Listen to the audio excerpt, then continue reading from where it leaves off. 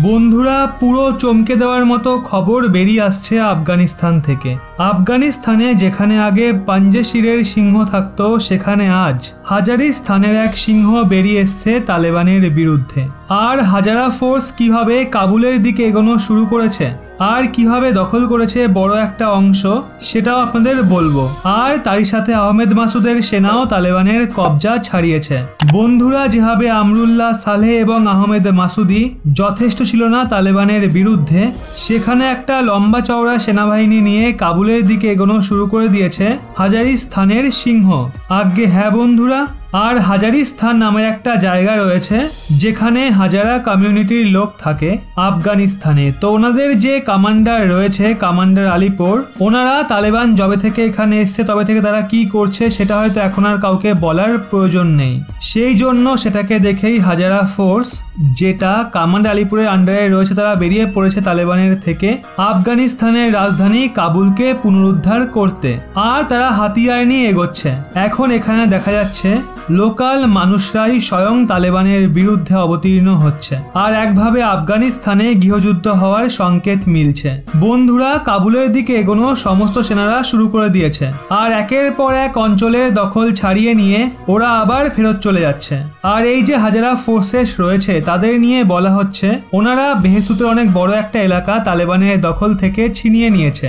আজ্ঞে হ্যাঁ, তালেবানরা আগের দিন হাজারা কমিউনিটির 6 জনকে হত্যা করেছিল, আর তারপর ওনারা হাতিয়ার তোলা শুরু করে দিয়েছে। আর এখন তাদের মিশন, ওনারা কাবুলে পদার্পণ করবেন। এছাড়া বন্ধুরা, আহমেদ মাসুদের যে সেনাবাহিনী রয়েছে যারা নেদারল্যান্ডসের আন্ডারে লড়ছে, তারাও কামাল করে 2টি জেলা নিজেদের কবজায় নিয়ে নিয়েছে। আজ্ঞে হ্যাঁ বন্ধুরা, ওখানে তালেবানদের খারাপভাবে মেরে তাড়িয়েছে ওরা।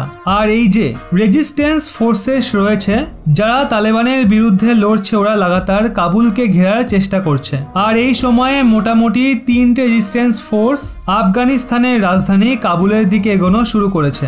আর কাবুলকে তারা 3 দিক দিয়ে ঘেরা শুরু করেছে। সবার প্রথমে তো নর্দার্ন অ্যালায়েন্সের যে সেনা রয়েছে তারা, যার মধ্যে আফগানিস্তানের সেনা জওয়ানরাও সামিল রয়েছে, ওরা একদিক দিয়ে পুনরুদ্ধার করতে করতে আসছে।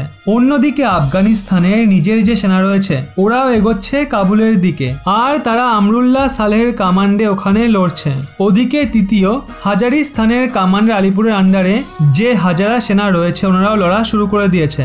সেক্ষেত্রে তাহলে আমরা দেখতেই পাচ্ছি তালেবানকে ওনারা 3 দিক দিয়ে ঘিরছে, আর ধীরে ধীরে তারা জমি পুনরুদ্ধার করে কাবুলের দিকে এগোচ্ছে।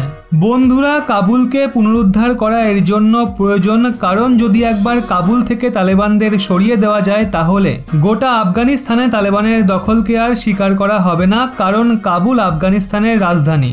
আর রাজধানী থেকে যদি তালেবানদের আবার সরিয়ে দেওয়া যায় তাহলে আবার একবার পুনরায় পুরনো পরিস্থিতি ফিরে আসবে। আপনাদের কি মনে হয় এই ব্যাপারে? আফগানিস্তানের এই 3টে সেনা রেজিমেন্ট কি তাদের লক্ষ্যে সফল হবে? হ্যাঁ নাকি না অবশ্যই নিচে কমেন্টে জানান।